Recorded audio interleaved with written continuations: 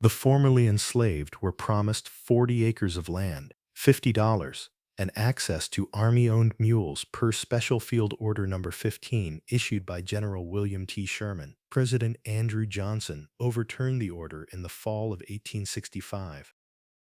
The U.S. government has formally paid reparations for race-based injuries about 6 times throughout its history. They continue to pay reparations to Native Americans for loss of property, broken treaties, and mismanagement of tribal assets, among other state-sanctioned injustices, through various programs like casinos, tax-free commerce, and even cash payments. Though, they have never compensated natives for the genocide enacted on their people. The government also compensated around 60,000 Japanese Americans for imprisoning them in internment camps during World War II. President Ronald Reagan signed the Civil Liberties Act in 1988, providing an apology and $20,000, which is around $55,825 in today's money, to each surviving internee, totaling over $1.2 billion.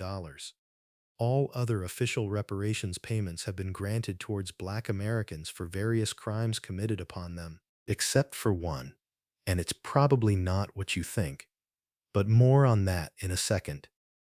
There was the Rosewood Massacre, where white men murdered and burnt down a small black town in Florida in 1923. The state of Florida would authorize $2 million for the survivors of the massacre in 1994. This would be the first time a U.S. state paid reparations for racial violence.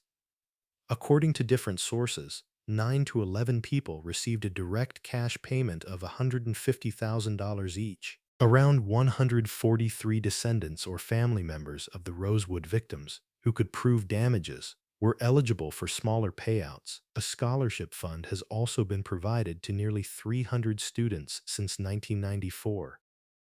Then there was the $10 million out-of-court settlement paid to the victims of the Tuskegee syphilis study in 1974 after a lawsuit was filed in Alabama. The Tuskegee syphilis study began in 1932, where 600 black men from Macon County were unknowingly subjected to an unethical syphilis study. 399 rural sharecroppers, not airmen, were infected with syphilis, and doctors withheld treatment to allow the disease to progress while tracking the patients.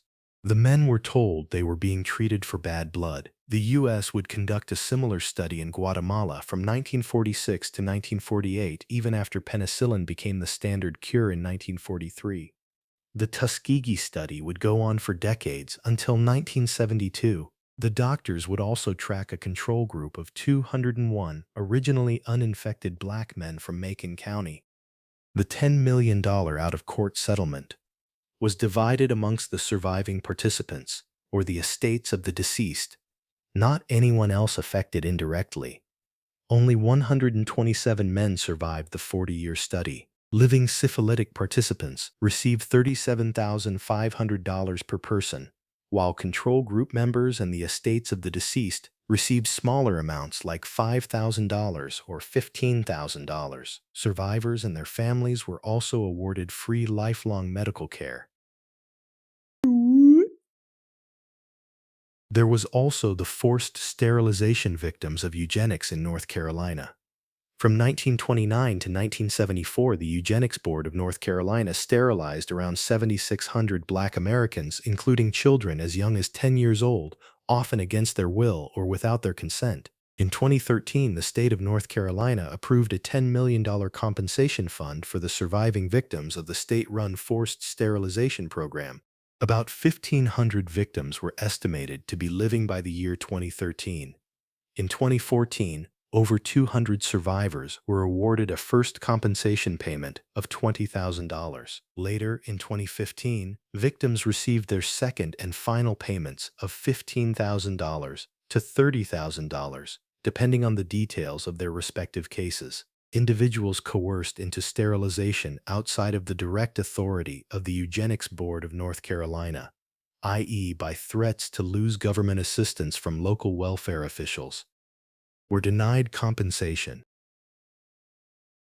This last instance of race-based reparations provided by the United States government is actually the first chronologically, The District of Columbia Compensated Emancipation Act of 1862 paid up to $300 per enslaved person to Washington, D.C. slave owners who freed their slaves. Slave owners received reparations for their loss of property 3 years before the Civil War ended.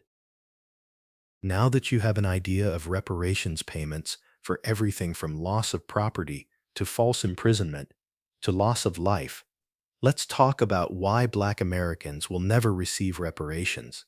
The U.S. Census Bureau's 2023 American Community Survey reported that 12% to 14% of the total U.S. population are Black Americans.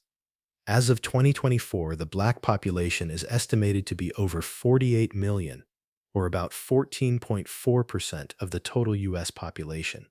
FBA, ADOS, Black American lineage, or the descendants of American slaves, whatever you call them, make up around 88% of this 48 million. The remaining 12% is made up of multiracial citizens, Black Hispanics, immigrants, etc. This leaves about 43 million Black Americans who are potentially eligible for reparations. Let's remove another 3 million for the descendants of freemen or Black Americans who were never enslaved, and those who will not be able to prove descent legally. That leaves us with a modest 40 million people eligible for reparations. For the sake of simplicity, let's disregard the white Americans who would undoubtedly dig up enslaved Black ancestors once reparations gain approval. So, $100,000 per person would cost the government $4 trillion. A $150,000 payment per descendant would cost the government $6 trillion. Compared to all past reparations payments, a cash value $250,000 per person would only be a slap on the wrist for multiple generations of life and labor with zero compensation. Not to mention any horrors, tortures, and traumas inflicted on the enslaved. Starting at $250,000 minimum per descendant would cost the government $10 trillion. For frame of reference, federal government spending totaled approximately $7 trillion for the year 2025, which was high enough to add an almost $2 trillion deficit to U.S. debt. For even further context, Holocaust survivors were distributed over $530 million by the Claims Conference in 2025 alone. So, if we break down the $250,000 payment into 5 yearly payments of $50,000 per year per person, it would still cost the government $2 trillion per year. This cash value payment would account for any wrongdoing stemming from slavery and emancipation, including but not limited to redlining, Jim Crow, medical malpractices, etc. Again, slavery affected generations of individuals and still affects lives today. Compared to past reparations for events that only lasted for a few years, or even one lifetime, $250,000 per person would be the bare minimum acceptable payment. The only truly acceptable compensation for generations of forced labor and the subsequent subjugation of a people would be generations of free living. Healthcare, housing, education, etc. would have to be free for generations just as the labor provided was. As you've probably figured out by now, the higher the reparations allocation per capita, the less affordable restitution becomes. At $400,000, the U.S. would spend $16 trillion, almost 3 times our entire annual budget. At $500,000, the government would have to spend $20 trillion on reparations alone. If this doesn't already seem like an impossible task, consider the fact that the Black population has grown 33% since the year 2000, from 36.2 million to 48 million, meaning the total monetary cost of reparations increases by the year. Taking all of this into consideration, the possibility of reparations becomes less practical by the day.